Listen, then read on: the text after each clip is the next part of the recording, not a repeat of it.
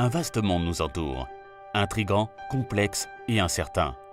Confrontant l'homme à ses choix, grâce à son instinct, il a su relever les défis de son temps.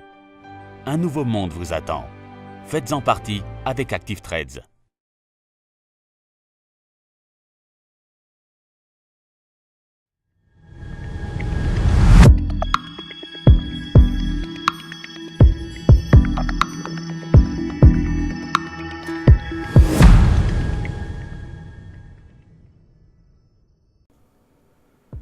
Bonjour à tous et bienvenue sur boursicoté.com pour cette nouvelle analyse technique Forex et matières premières. Et donc sur la paire de devises euro-dollar, nous avons toujours une évolution qui se fait autour de la zone ici des 1.23, donc zone médiane ici d'un range court terme qui est défini donc entre ces deux niveaux horizontaux des 1.2162 et 1.2538. Donc pour l'instant nous sommes toujours sur cette zone, donc neutralité parfaite d'un point de vue court terme, avec ici un rétrécissement même de la volatilité, donc aucun signal directionnel actuellement.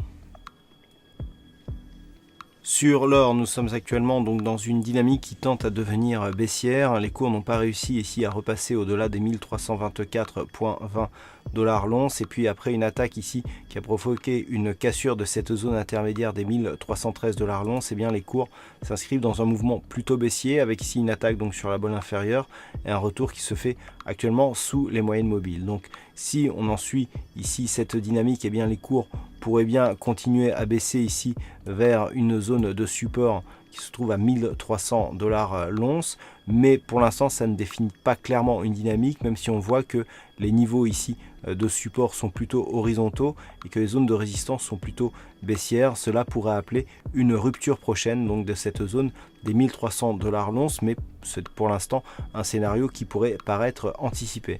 Donc on est neutre ici tant que les cours évoluent autour des 1324,20 $ l'once avec une petite préférence baissière.